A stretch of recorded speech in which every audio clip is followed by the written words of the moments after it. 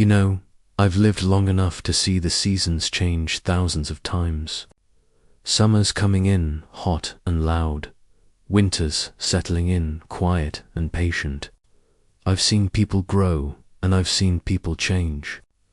But nothing in this world, and I mean nothing, prepares you for the moment when someone you love, someone you built your life around, turns around and cuts you deeper than any stranger ever could.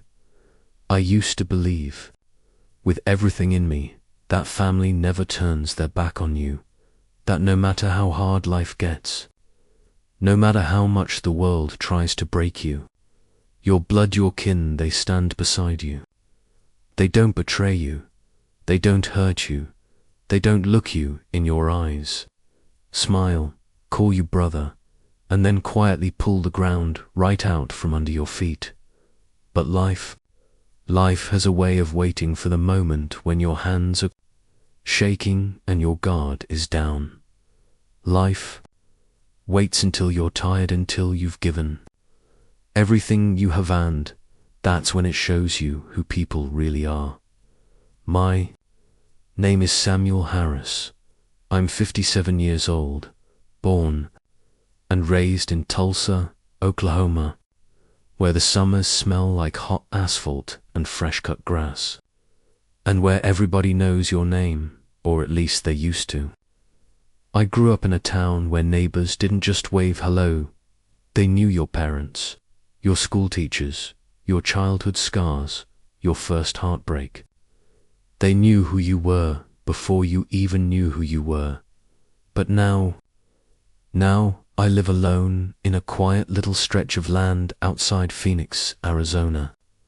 Just one small house, a sagging porch swing, and a whole lot of silence to keep me company. Some days that silence feels peaceful. Other days, it feels like it has weight, like it presses on your shoulders more than life ever did. And I guess that's why I'm telling this story now. Not because I enjoy remembering it, not because I'm looking for sympathy. I've lived long enough to know that life doesn't hand that out freely anyway, but because sometimes the only way to let something go is to finally tell the truth about it.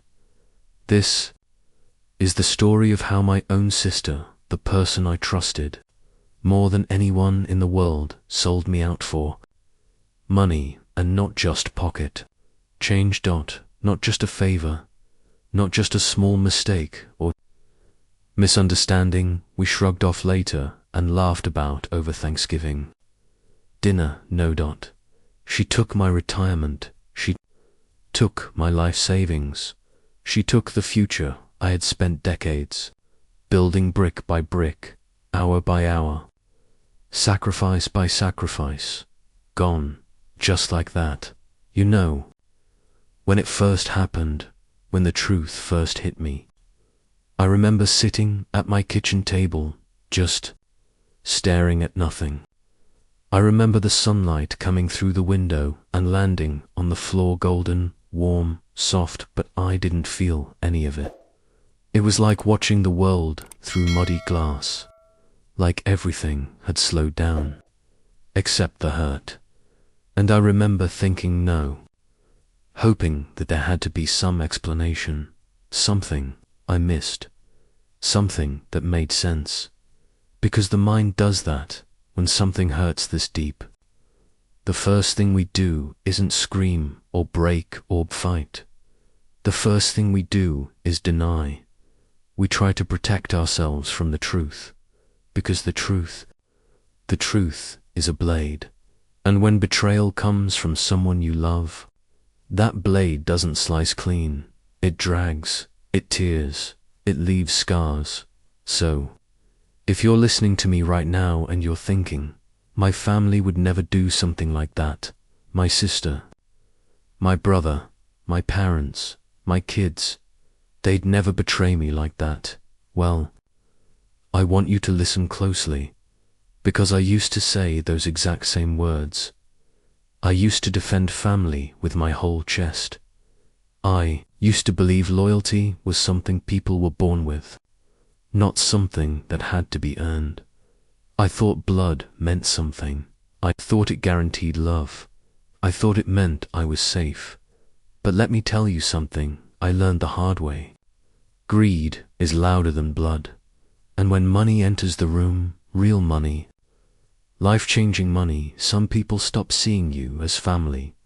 They start seeing you as a wallet, as a backup plan, as a means to their next step. And once someone begins to see you that way, they stop seeing your humanity at all. They stop seeing the childhood memories, the shared laughter, the promises whispered in the dark when life was simple and the world felt small. All they see is what they can take. So if you think your family could never betray you, I thought the same thing too, until the day my sister looked at everything I had worked my whole life for and decided it belonged to her, and that is where this story begins. I grew up in one of those neighborhoods where the streets weren't paved with much except hard work and scraped knees. The kind of place where people didn't have a lot, but they made do with what they had, holding their heads high because dignity was worth more than money. We had narrow roads lined with pickup trucks that had seen better decades, chain-linked fences leaning a little to one side, and grass that grew wild in patches because no one really had time to maintain a perfect lawn. Folks worked too many hours and slept too few, and everybody knew everybody, whether they wanted to or not. My parents weren't wealthy people, not by any financial measure, but they were proud in the way only people who've worked for every inch of their lives can be. They built the house we lived in with their own hands, bit by bit, paycheck to paycheck, nail by nail. It wasn't much. 3 bedrooms, a kitchen that always smelled like coffee no matter the hour, and a living room with sun-faded curtains and carpets worn down in all the places where life happened. But to them, it was theirs, a fortress against the world, a place where love had roots, and within that house was Usmai's parents, myself and Lillian, my little sister. Lillian came into this world for years after me, small, loud, and bright-eyed, and from the moment she could walk, she followed me everywhere. I'd take 2 steps, she'd take 2. I'd sit, she'd sit. I'd head outside to toss a baseball around by myself, and there she'd be running after me barefoot, her hair flying in the summer wind. She was always right there, right behind me, like a shadow wearing sneakers and pigtails. And back then, I didn't mind. Truth be told, I loved it. I liked being someone she looked up to. I remember those summers so clearly it almost hurts to think about them now. Hot Oklahoma days where the air hummed with cicadas and smelled like sun-warmed dirt. We'd chase each other in the backyard, our laughter blending with the wind. Sometimes she'd slip her small hand into mine while we walked, and when I'd ask her why she was following me everywhere, she'd shrugged all serious-like and say, "'Cause you're the best brother ever. Sammy," she'd say it with this toothy little grin-crooked teeth, tiny freckles sprinkled across her nose, always smudged with dirt because she lived outdoors like she belonged to the earth itself. And I would grin back and ruffle her hair, pretending it didn't warm me right down to my bones. Yeah. Those days felt gentle. Those days felt safe. But childhood ends quietly. It doesn't announce itself. It just slips away one day. And you don't notice the moment it leaves until you're grown and wondering why life feels heavier than it used to. Responsibility settled on me early. Dad worked long, brutal shifts in the Oklahoma heat construction jobs that wore his skin like sun leather, and Mum worked nights at the hospital, soft-spoken and tired, with permanent circles under her eyes from caring for strangers. They did what they had to do. They kept the lights on, They kept food on the table. They kept us together, so it fell to me to look after Lillian, not because anyone asked me to, because it was just. Understood, family didn't have to say what family needed. You just did it. I was the one who packed her lunches. I was the one who chased her down when she'd tried to pet neighbor dogs twice her size. I was the one who cleaned her scraped knees when she fell off her bike. I was the one who sat by her bed at night when she had bad dreams and didn't want to sleep alone. Looking back now, I realize I didn't just grow up alongside my sister. I helped raise her by the time I hit 18. Responsibility wasn't something I carried, it was simply who I was. So I enlisted in the Air Force. It felt like the right thing to do. I served 16 years, and those years taught me things: discipline, structure, how to show up even when you were exhausted, how to stand steady even when everything inside you was shaking. And when I finally came home, I went straight to work, first at a manufacturing plant, then later at an engineering shop. Good, honest labor, a steady paycheck, a life built 1 hour at a time. But Lillian went in a different direction entirely. My sister was always born dreaming bigger than the world around her could ever hold. She didn't want slow progress. She didn't want steady. She wanted lightning. She wanted change so big and so fast that it'd feel like the world finally recognized her as someone special. She tried everything: cosmetology, school, real estate, a pyramid scheme with vitamins and miracle shakes, a relationship with a man who promised her the world and gave her overdue rent. Instead, she lived like life owed her. Something, like success, was supposed to be handed, not earned, and every time something collapsed, every planchie found her way back to me, broken, crying, talking about how life was unfair, how she deserved more, and I always helped, not because she was right, not because I could afford to, but because she was my sister, and that's what I thought family meant. Years moved forward, like they always do. Mom grew weaker, Dad grew quieter, and eventually, we were saying goodbye to the two people who built the house that built us. Cancer took Mum slowly, like a slow eclipse that dims the sun little by little, until one day the world is just dark. Dad went faster. His heart decided it had worked long enough. Grief is strange. It changes the air you breathe. It makes the world feel heavier, quieter, emptier. Sometimes grief pulls people together. Sometimes it tears them apart. For us, it did something worse.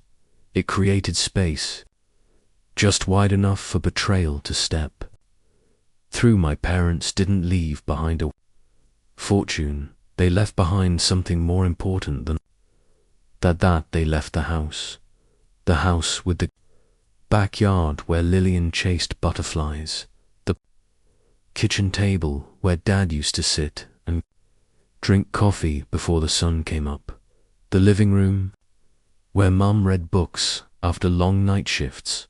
A house doesn't look like much to outsiders, but inside the walls were memories, laughter, stories, love, pressed into every inch. So when I suggested that we keep it, that we hold on to the place that built us, Lillian nodded. She agreed, her voice soft, her eyes wet, and I believed her because I always did. So I spent 2 years repairing that house in every hour I could spare. 2 years of hammering boards into place even when my back felt like splintered wood.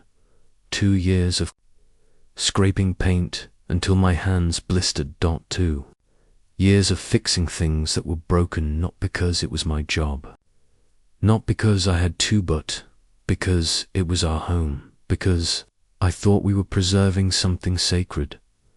Lillian never helped, not once, but I told myself that was okay. I told myself I didn't need her to. I told myself family showed up in different ways. I told myself a lot of things. Then one warm April afternoon, sunlight pouring through the window just like it used to when Mum would laugh in the kitchen. I opened the mail and I saw it. Notice of property transfer. That house was gone. Sold not with my signature, not with my permission. Lillian had forged my name, my sister, the same girl who once held my hand crossing the street, the same girl who used to call me Sammy like it was a nickname made of love, had taken the only piece of our parents left in this world and traded it for money. And she took every cent, every single dollar. People think betrayal makes you angry first, but that's not true. The first thing betrayal makes you feel is numb. Like your heart just stops. Like someone reached into your chest, unplugged something important, and walked away. I sat there at the kitchen table, the same table where Mum once served cornbread on Sundays, staring at that letter until the sunlight shifted and the room turned gold. Then grey, then dim. I didn't yell, I didn't cry, I didn't break anything. I just sat there, because something inside me had already been broken. And here's the part that still echoes inside me sometimes late at night, when the house is quiet. That betrayal, that wasn't the worst part, because betrayal never comes alone. Betrayal comes with lies, with destruction, with a storm that doesn't stop just because you're tired of standing in the rain. My sister didn't just take the house, she took something far more fragile, far more valuable. She took my trust, and once trust breaks, it never returns the same. When the news first hit me, when I first realized the house was gone, I didn't get angry right away. You'd think I would. But no, shock is quiet. It's still. It's like standing in the hallway of your own life and watching everything tilt just slightly sideways. Like the floor ain't level anymore. I sat with that envelope for a long time. Just sat. Sunlight came through the blinds in those little striped shadows and moved across the countertop as the day passed. And I swear, the whole house felt like it was holding its breath with me. I didn't even believe it, not truly. I told myself there had to be a reason, a misunderstanding, a mistake somewhere in paperwork. Some lawyer typed the wrong name, wrong parcel number, something. Because Lillian couldn't do that. Not to me, not to our parents, not to us. So I did the most natural thing. I picked up the phone. I dialed her number once, twice, 5 times. No answer, and with each unanswered ring, the truth settled in a little deeper, like dust finding the cracks in old floorboards. Something was wrong. Not with the paperwork, not with the sale, but with her. Finally, 2 hours later, my phone buzzed. Her name popped up like it always had. The same name that used to show up when she was in trouble, when she needed money, when she needed a place to stay, when she needed someone to stitch her life back together. I answered immediately. Her voice came through the limelight, sweet sing-song, like she had just stepped out of a bakery with a pastry in her hand. Hey Sam. What's up? What's up? I stared at the wall for a second because my brain couldn't match her tone to reality. Lillian. I said her name real soft, but something in those 3 syllables, it must have said everything. Her cheerful tone fell away like a curtain dropping. Double quotes, ... So, I guess you found out. Just like that, no apology, no hesitation, no shame. My throat tightened. Why? And I didn't mean why did you sell the house. I meant why me? Why would you do this to me? She sighed. Not a sad sigh, not a regretful sigh, a frustrated sigh, like I was the one causing trouble. Look, Sam, you've got your pension and retirement. You don't need the house. I needed the money more.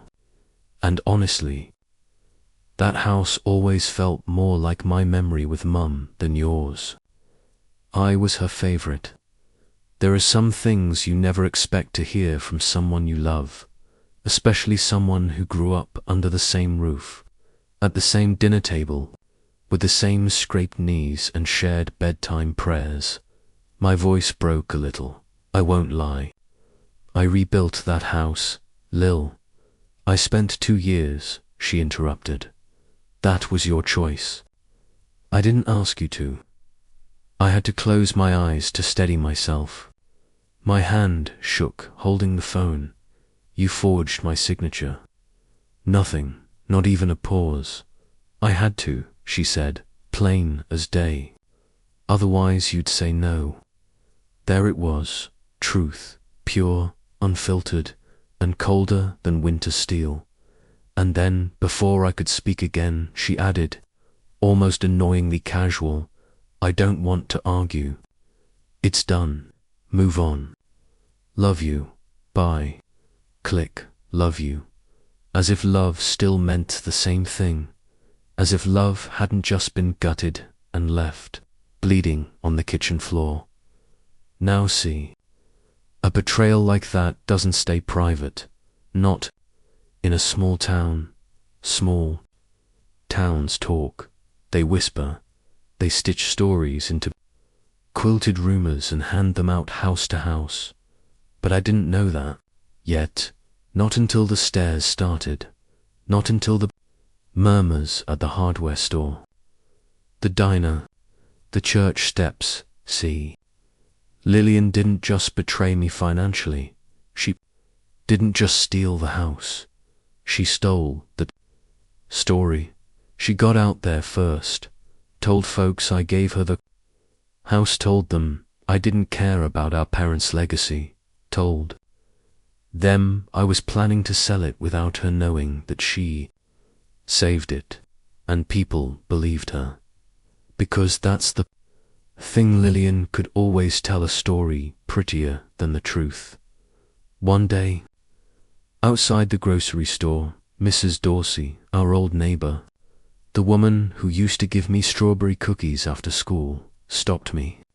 Her arms crossed tight, her mouth thin as fishing line. Your sister is heartbroken, she said. How could you be so cruel? Cruel. Me, the same boy who held Lillian's hand crossing busy streets, the same teenager who skipped prom to drive her to her first. Heartbreak, the same man who loaned her money, not once, not twice, but more times than I ever counted. I opened my mouth to explain, but the words didn't come. They weren't lost. They were taken. That's what betrayal does. It doesn't just break you. It steals your voice, your place in the world, your sense of belonging. And little by little, I stopped going out, stopped answering calls, stopped trying to defend myself to people who had already decided I was the villain. I became a silent thing, quiet, empty. A man who moved through his own hometown like a stranger, and I tried, God knows. I tried to forgive her, but forgiveness is impossible when the wound keeps opening, when the fire keeps spreading, because Lillian wasn't finished. No, not even close. 2 months. That's how long I tried to keep living like nothing had happened. 2 months of forcing myself to breathe through the heaviness in my chest.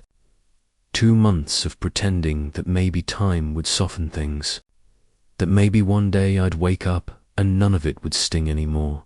And then I retired. 38 years. 38 years of work.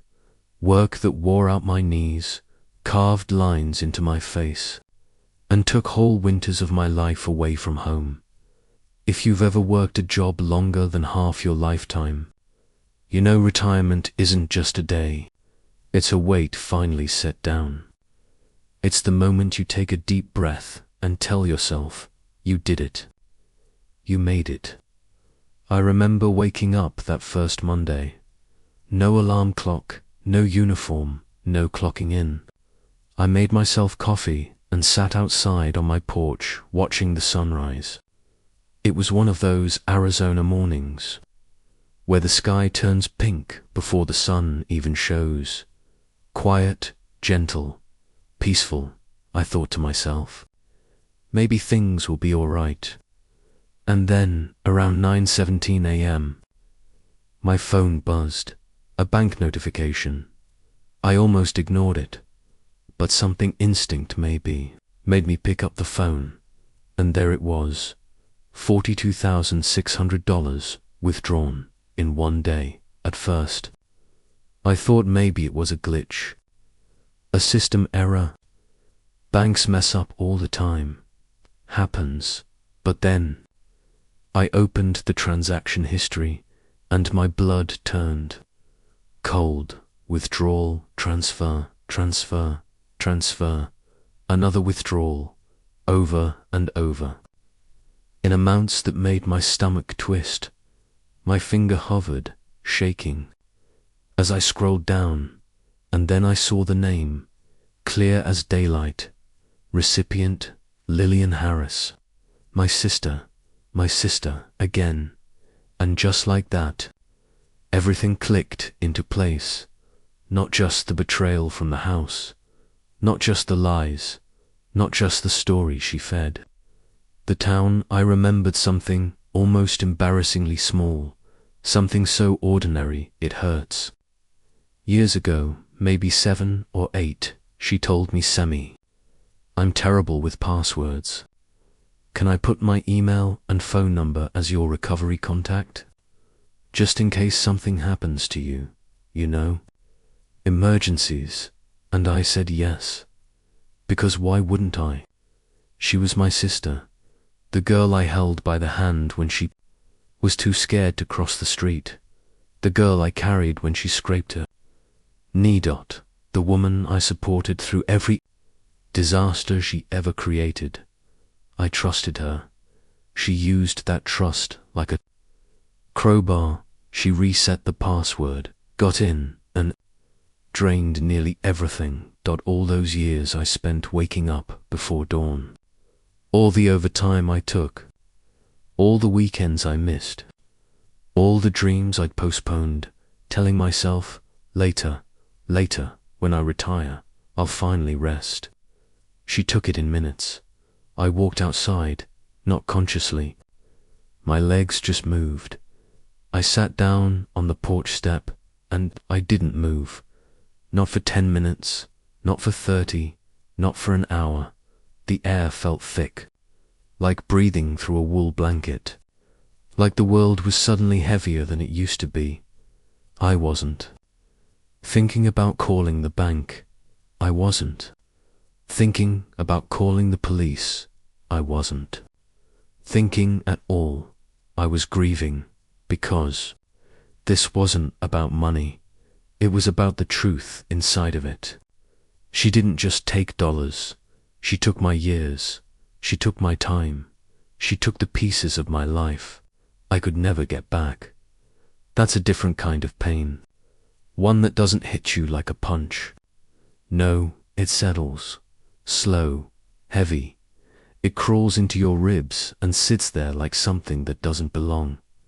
Later that night, I found myself scrolling through my phone, not looking for anything, just trying to distract the ache. And as I scrolled, I saw her profile. She had posted a selfie. Big smile, new earrings dangling like they cost more than my first car. Hair done, makeup perfect. She was sitting in some fancy restaurant, white plates, crystal glasses, no prices on the menu type of place. Her caption, new beginnings, that heart emoji. It felt like a blade. No guilt, no hesitation, no shame, just joy, pure joy. Built on my ruins. And right then, something inside me snapped. Not the kind of snap where a man breaks down, not the kind where he cries or screams or throws something. No. This was quiet, still, cold, like a thick winter settling over a field. I stood up, slow. I walked inside, slow. I sat at my dining table, slow, and I realized something. Anger burns hot.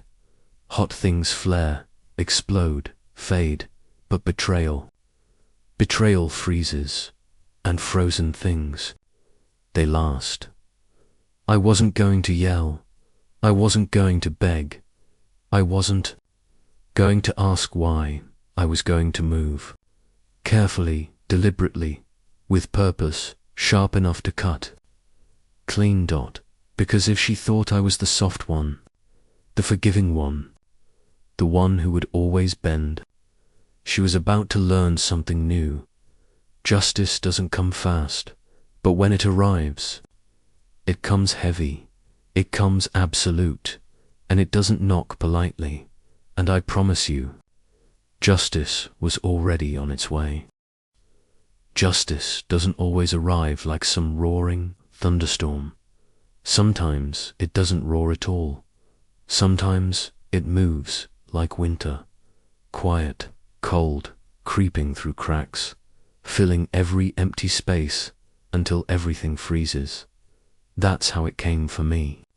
Not with yelling, not with anger, not with any big dramatic scene where I marched up to her door, pounding my fist like some movie hero. No, I went still. You ever seen a lake in winter? How it looks calm, smooth as glass, but beneath the surface, the water is sharp, cold enough to stop your heart. That was me. I didn't text her. I didn't call her. I didn't respond to a single thing she posted online. I let silence work. After 2 days of breathing, thinking, replaying all those years I tried to help her. All those nights I told myself, family means something.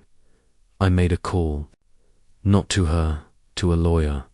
His name was Warren Brooks. A quiet man, tall, thin, grey hair. Glasses he kept pushing up his nose, even when they hadn't fallen. The kind of man who didn't waste movement, didn't waste words, didn't need to. He didn't shake my hand like he was selling something. He didn't smile like he was trying to make me feel better. He just said, plain, show me everything. So I did. I laid the forged house contract on his desk. I pulled up the bank transfer logs. I showed him the screenshots, the records, the dates. He didn't react. He didn't gasp. He didn't sigh. He didn't shake his head, like he was disappointed in humanity. He just nodded once. Then he said, we can work with this. And that was the first moment, the very first, where something inside my chest loosened. Just a little, like a tight knot being touched by warm hands. Warren explained everything with precision, slow, measured, steady, like he'd done this 100 times before. Maybe he had. There's a kind of calm that only people who walk through storms every day possess. He told me what we were looking at. Fraudulent property transfer. That alone was serious. Identity theft. Using my personal info to access my accounts. Financial exploitation of a vulnerable adult. Apparently my age and retirement status mattered legally. All three of them were felonies in our state. I sat there for a long moment after he spoke, not smiling, not angry, just breathing. Because this wasn't about revenge anymore. This was about truth. But here's the part that surprised me. He didn't file the charges right away.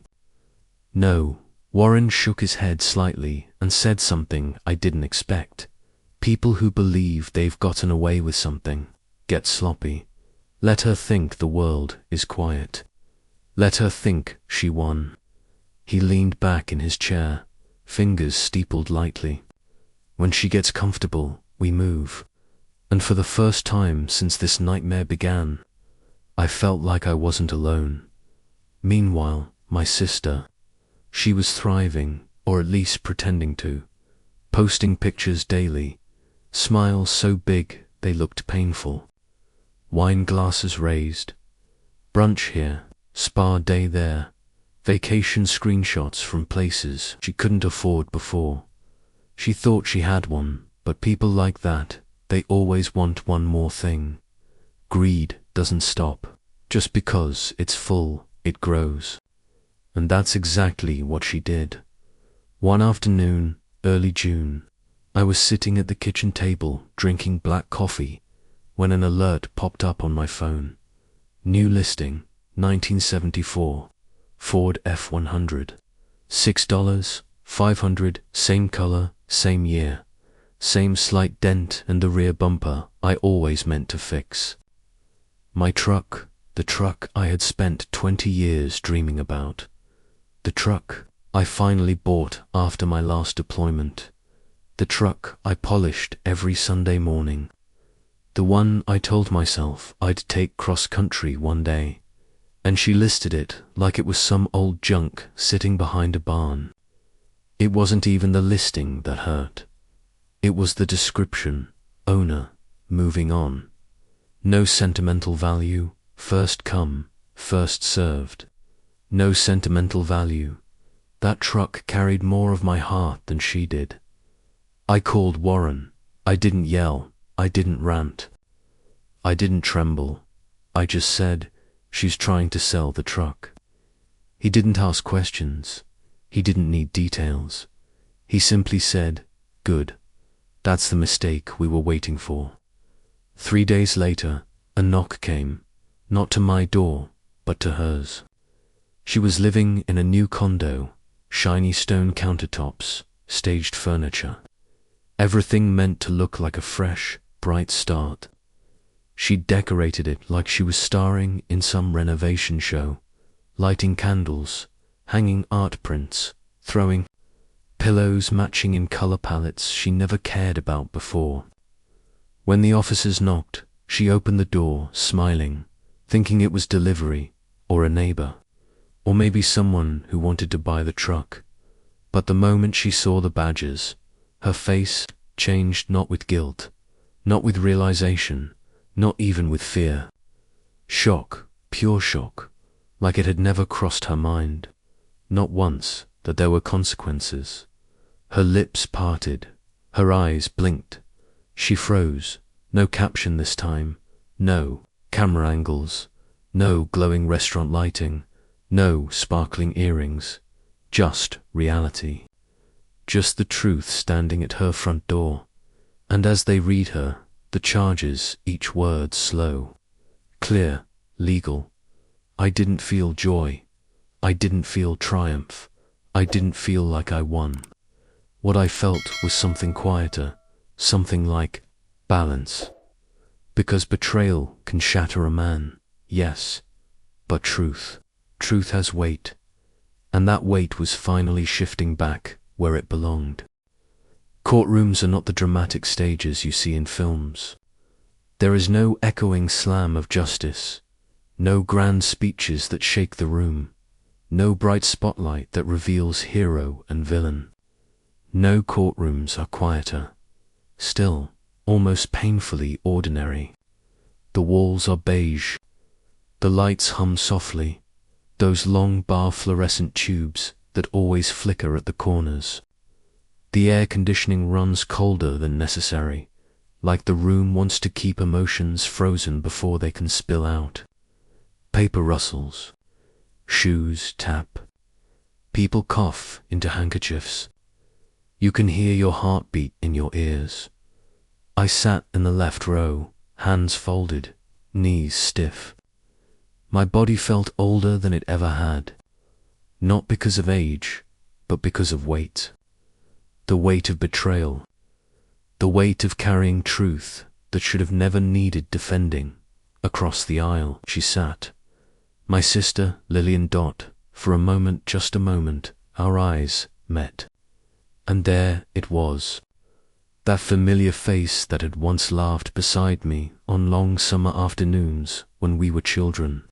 That face that I had trusted without hesitation for decades.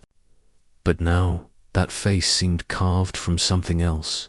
Fear, desperation, pride cracked open and leaking. But there was no apology in her eyes.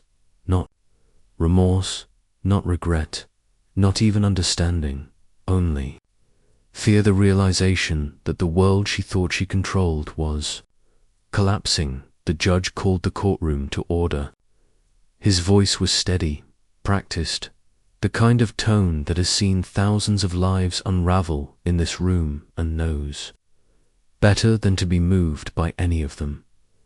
The clerk began reading the charges, words sharp and sterile, words that should never belong in the same breath as family, but here they were. Fraudulent financial transfer, identity theft, exploitation of a vulnerable adult. Each accusation echoed through the silence, like a gavel striking a bell. When her lawyer stood, Lillian finally found her voice. She didn't speak calmly, no. She broke into a trembling, frantic plea. Her voice cracked, tears streamed. She clutched her hands together like she was praying for the room to agree with her. He left me. He abandoned me. I had nothing. I only took what was rightfully mine. Family is supposed to share. He has always had more than me. I deserved help. I deserved something. Her words came like a storm, messy and uncontrolled, and I just sat there, listening, not angry, not grieving anymore, just empty, because this was the truth I had refused to see for years. To her, I was not her brother. I was a resource, a well to draw from when life got hard, a safety net she never planned to leave untouched, a backup parachute she assumed would always open. But in court, words mean nothing without proof, and proof speaks. That the bank statements laid out like a timeline of betrayal, the video logs of online transfers from her device, the forged signature, traced and analyzed, and most damning of all, the listing of my truck, the truck I had cared for like it was a piece of my own history, being sold like scrap metal for pocket cash and a night out. The courtroom was silent as each document was placed, page by page, projected for all to see. Even the judge leaned forward slightly, not dramatic, just quietly absorbing the trail of choices that led us here.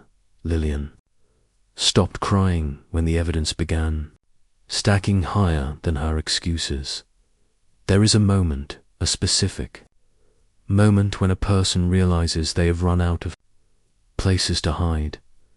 I watched that realization wash over her, taut first in her trembling lip, then in her eyes, then in the way her shoulders collapsed inward, like the bones holding her up suddenly softened. The judge spoke softly, not cruel, not sympathetic, just factual, steady, final. Ms. Harris, you committed deliberate and sustained acts of financial deception. The court recognizes your history, your circumstances, and the emotional factors. But responsibility is not erased by hardship. Actions still carry weight. His words were the sound of a door closing, She did not go to prison. The state recommended leniency due to first offense, mental health evaluation, and the fact that all money could be recovered through assets. But leniency does not mean mercy. She was sentenced to 2 years, suspended sentence, meaning the law would hang over her like a shadow, waiting for even the smallest misstep.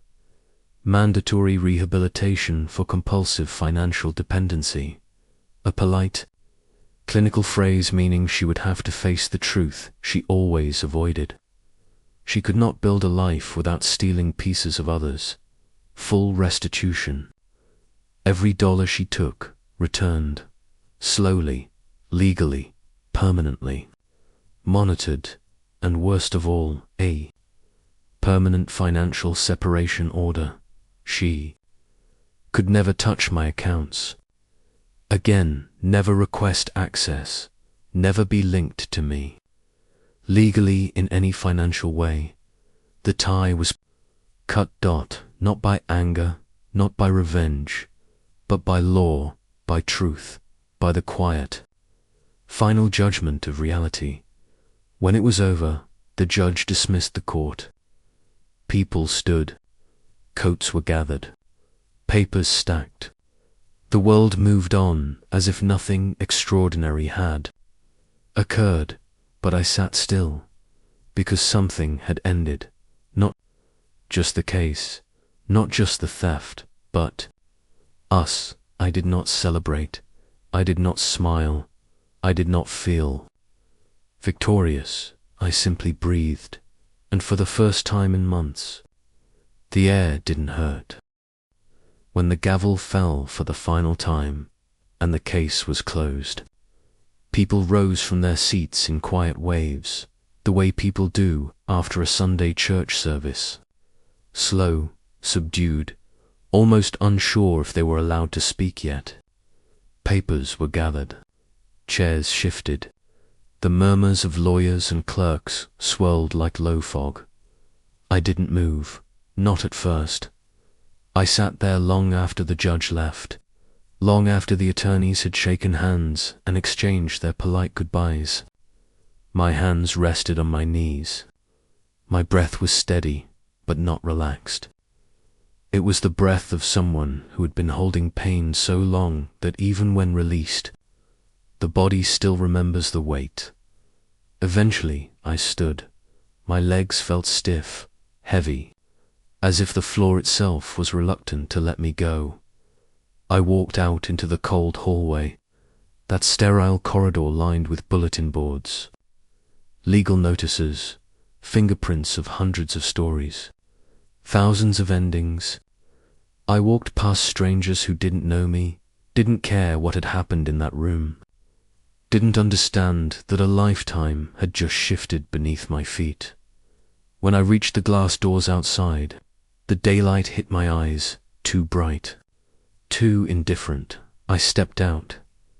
The wind met me first, dry, crisp, the kind that sweeps across pavement and carries nothing with it, no warmth, no comfort, just the reminder that the world keeps moving, no matter who has been broken inside it. I stood there in the courthouse parking lot, staring at nothing in particular, just breathing.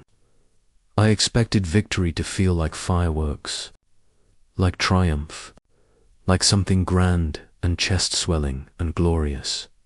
But instead, I felt tired, not just physically tired, in my bones, tired in the way a person gets tired when they've been carrying grief, disguised as strength for far too long. I had imagined that justice would feel like closure, a final chapter, a clean ending, a door shutting and locking behind the past.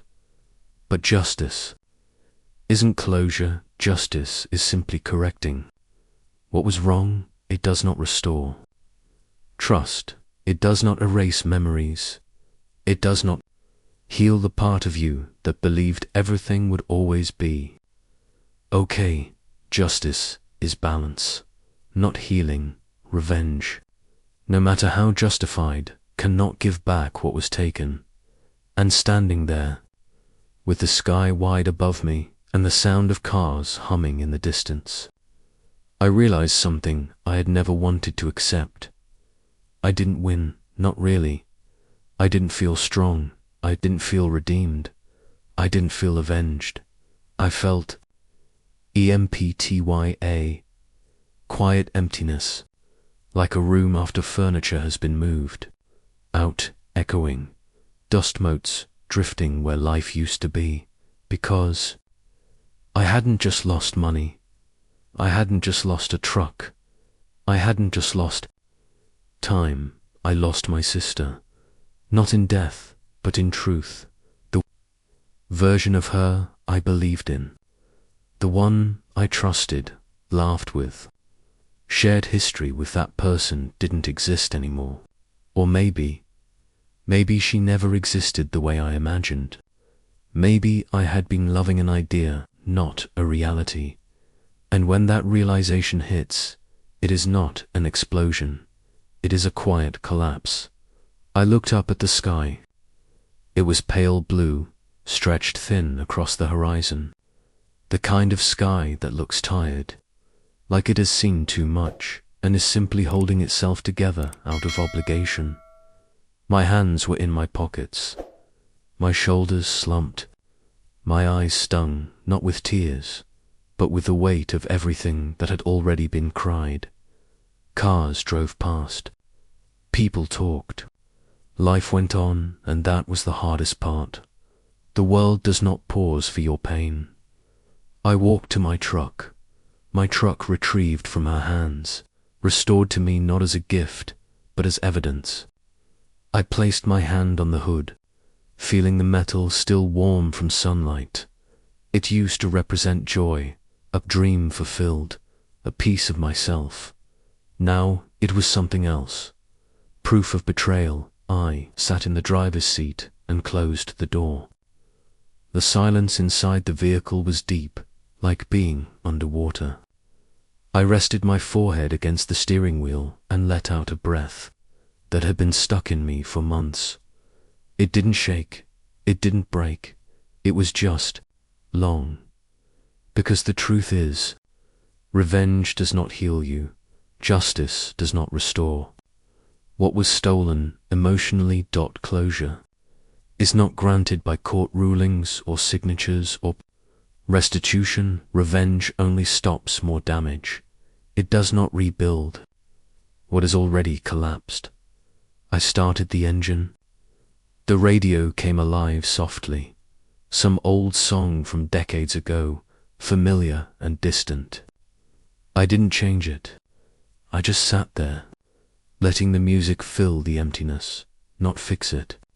Just sit with it, and in that quiet moment, with the sun beginning to lower, the day moving on without permission, I understood something that would take me much longer to accept. The storm was over, but the silence afterward, that is where the real work begins. 3 months passed, not all at once, but slowly, inch by inch, the way time crawls when the heart is relearning how to beat without flinching. Those months didn't look like much from the outside. I didn't travel. I didn't change cities. I didn't make some grand new beginning. I simply lived quietly, carefully, the way a man does when he's trying to stitch his own soul back together. Some mornings were heavier than others. I'd sit on the porch with my coffee, watching the sunrise form its slow gold ribbon across the horizon. Birds would sing, wind would rustle through the mesquite trees. The world had the audacity to be beautiful, while I was still trying to understand the shape of my losses. I didn't talk much, not because I had nothing to say, but because the words inside me were still fragile, like glass that hadn't finished cooling after being shattered and reheated. Healing is not loud. Healing is not dramatic. Healing is silence, learning how to breathe again. And then, one afternoon, early fall, when the heat was beginning to loosen its grip on the desert, I opened my mailbox. Bills. A grocery ad. A catalogue I never subscribed to. And one envelope, small, plain, handwritten. My breath stilled. The handwriting was familiar. Rounded letters, soft curves. The way she always wrote, even as a teenager. Like she was trying to make every word gentle, even when her actions were anything but. I stood there for a long moment, the envelope resting in my palm, sunlight warming only the side of my hand, while the rest of me felt cold. I didn't open it right away. I sat on the porch steps, the same steps, where I had once sat with her when we were children, dangling our legs, sharing popsicles on sticky summer evenings. The same steps where she cried when her first boyfriend broke her heart. The same steps where I promised her I would always protect her. Funny how places remember things even when people forget. I slid my thumb beneath the flap and opened the envelope slowly, carefully, as though the paper itself might bruise. The letter was only a few lines. No long speech, no twisting of blame, just this. I never thought you'd stop saving me, I guess. I finally have to learn to save myself. I'm sorry, I read it once, then again, and once more. Even though the words were burned into me already, a breeze passed by, slow, gentle, like the world exhaling. I didn't cry, not this time. The grief had already done its flooding. What remained was quieter, a tide going out instead of crashing in. I didn't feel triumph. I didn't feel satisfaction. I didn't feel anger. I felt distance. Not the cruel kind, not the kind forged from bitterness or hatred, but the natural kind, the kind that grows when two people walk different roads long, enough that they turn into different versions of themselves.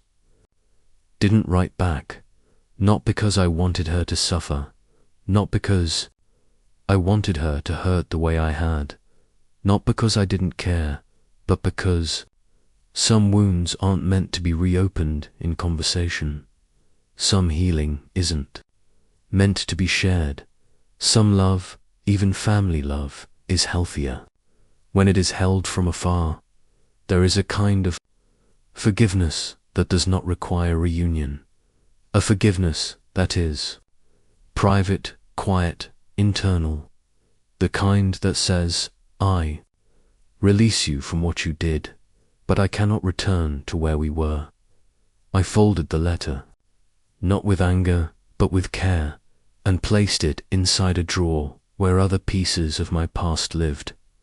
Childhood photos, my father's old pocket knife, a faded Polaroid of our mother smiling at a picnic, a memory, not a beginning.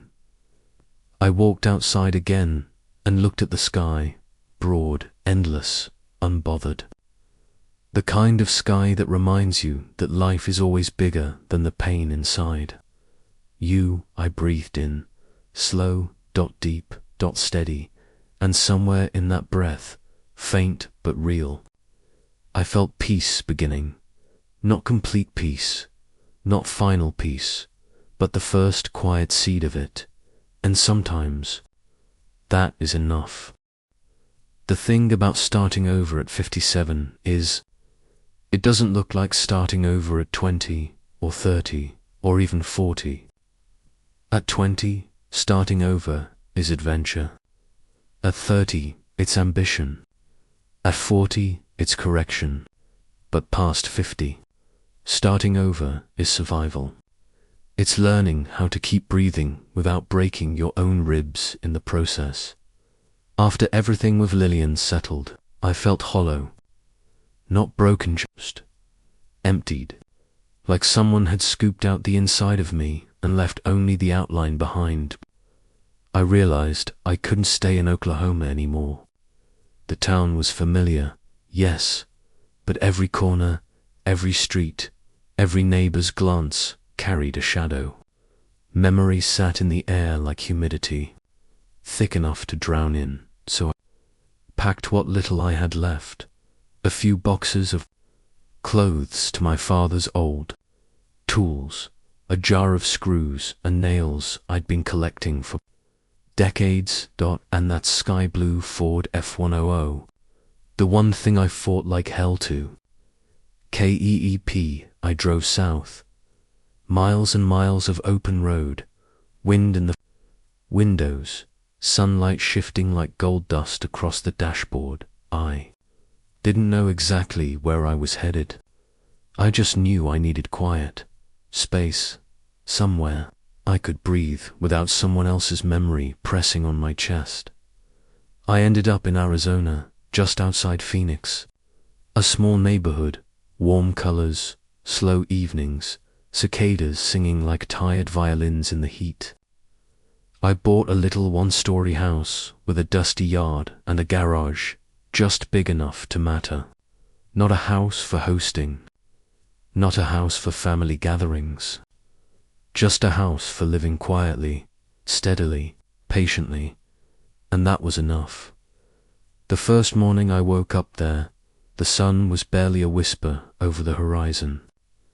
I stood at the kitchen counter with a chipped ceramic mug bought from a thrift shop because I didn't feel the need to buy anything new anymore, and made coffee, not the kind you rush, not the kind you gulp down before work, the slow kind, the stand still and listen to the world wake up kind.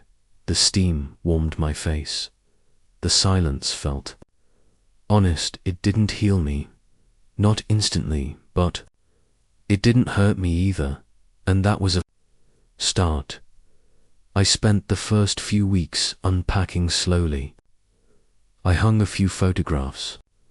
I swept the porch. I oiled the hinges on the back door. Small things, tiny things, things you do when your heart can't handle anything bigger. And then one afternoon, I opened the garage door and stood inside concrete floor, quiet echo, dust drifting in lazy beams of sunlight. I walked over to the workbench and placed my hands on its worn surface. Woodworking had always been something my father taught me, not formally, just in the way children learn by standing close and watching. He used to sand wood slowly, like he was smoothing out the story in its grain. There's always something hiding in there, he'd say. You just gotta listen long enough to let it show itself. So I started building again, not for money, not for projects, not for anyone to admire. Built because it gave my hands something to do while my heart caught up. A table came. First rough at the edges, uneven legs, but it stood. Then chairs, a shelf. Small things, practical things, real things. Wood doesn't lie, it doesn't pretend, it doesn't mask intention. It teaches patience, teaches steadiness, teaches presence. And presence was exactly what I needed. Healing didn't come all at once, it didn't come dramatically. No swelling orchestra, no triumphant moment, no revelation. It came in tiny, ordinary pieces, in the sound of sandpaper smoothing a board, in the scent of sawdust collecting in my shirt, in morning light warming the garage floor before the day began.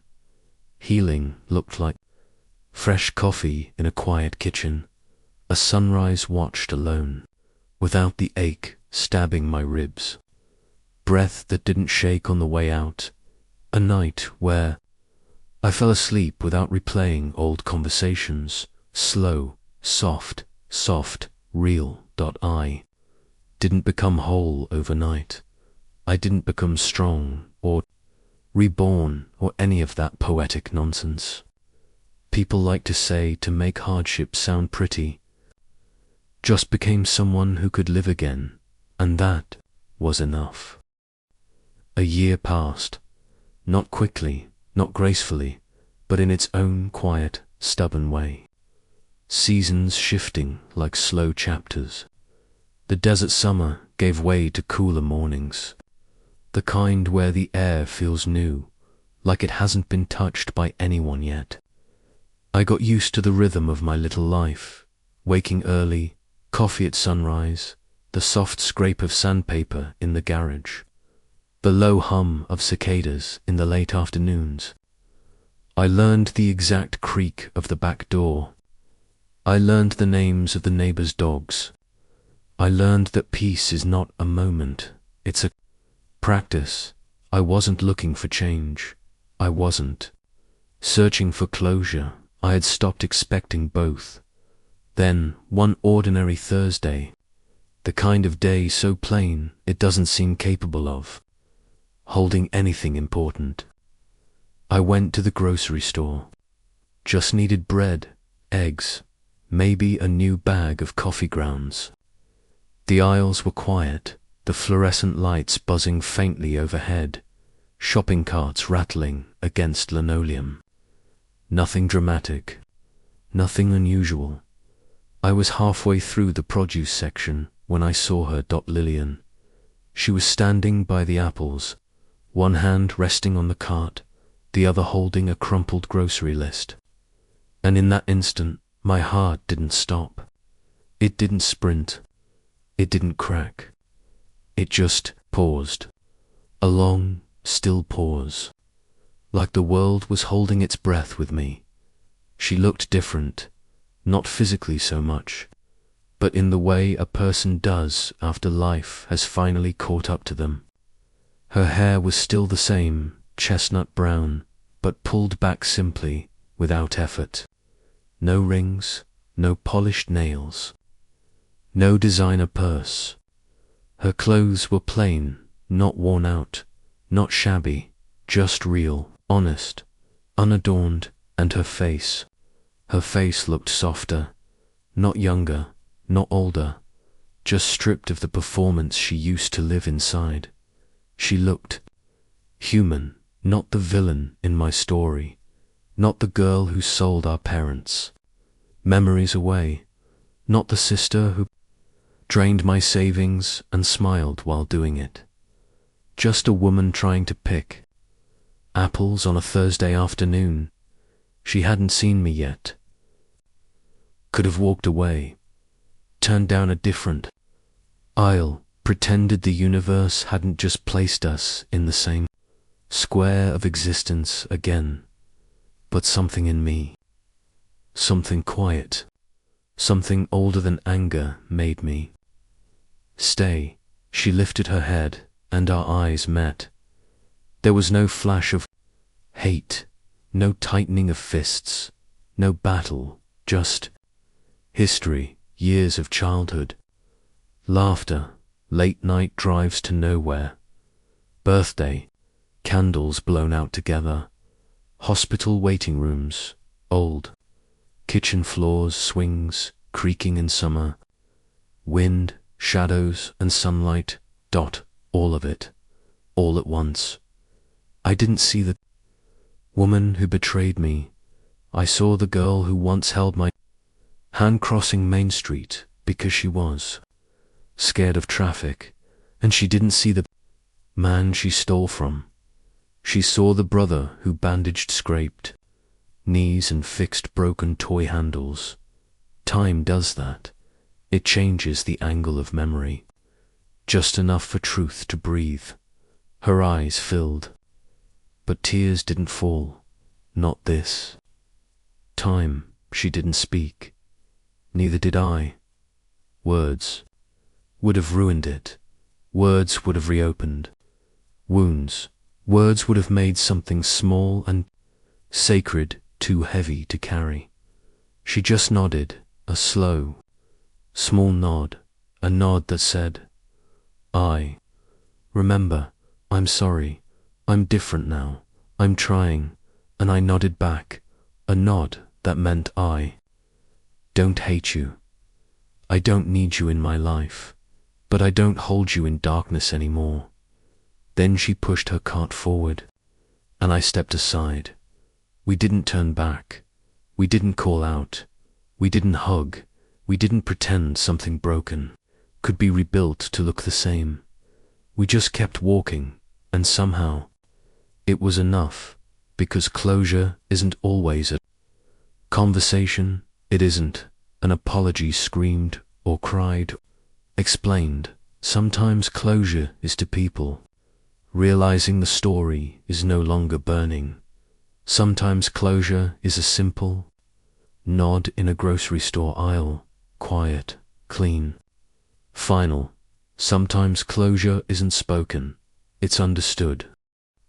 When I look back on everything now, the house, the savings, the lies, the silence, the courtroom, the quiet mornings alone, I don't see it the way I used to. I don't see it as the story of what I lost. I see it as the story of what I learned. See, when you grow up, you're taught that family means something unbreakable. That blood is thicker than water. That no matter what, the people who share your name, your childhood, your history, they will stand with you when the world turns rough. But life has a way of proving that belief only tells part of the truth. Family is not blood. Family is not the people who share your last name, or your face, or your memories of backyard summers. Family is the people who choose you, the people who show up, the people who protect your peace, not ruin it, the people who treat your heart like something of value, not something they're entitled to use. And trust God. Trust is the most expensive currency we have. That's something I didn't understand until I lost it. Trust isn't a gift you hand out just because someone knows your middle name or remembers the color of your childhood bedroom. Trust is earned in the quiet places, in consistency, in respect, in love that doesn't need to take something to prove itself. And once trust breaks, truly breaks, it doesn't come back the same. You can tape a vase back together, you can glue the pieces, you can set it back on the shelf, but the cracks remain, they always remain. What I learned, slowly, painfully, gently, is that healing does not happen when you hold on to the hurt. Healing is not found in replaying betrayal like an old record until the grooves were thin. Healing doesn't grow in resentment, or in revenge, or in the wish that the past could be rewritten. Healing happens when you learn when to let go of the version of someone you wish they were. Let go of the fantasy where they change. Let go of the story where everything makes sense again. Not everyone deserves a seat at your table. Not everyone deserves access to your heart. Not everyone is meant to walk with you into the next season of your life. Some people are chapters, not the whole book, and that doesn't mean you hate them. It doesn't mean you wish them pain. It just means you finally understand that peace has a price, and your peace, your quiet mornings, your steady breath, your ability to sit alone without hurting is worth more than any money, any house, any apology that comes too late. If there's anything I want you to take from my story, it's this: you are allowed to love someone and still walk away. You are allowed to forgive someone without letting them back in. You are allowed to choose yourself, even if it means letting go of someone you once believed would be in your life forever. Peace is not something given to you, it is something you claim. And the day I chose peace, the day I put down the weight of resentment and stopped trying to hold together something that was already shattered, that was the day I finally got my life back. not the life I had before. A quieter one, a smaller one, but one that fits me, one I can breathe inside of. And sometimes that is where the real beauty lives.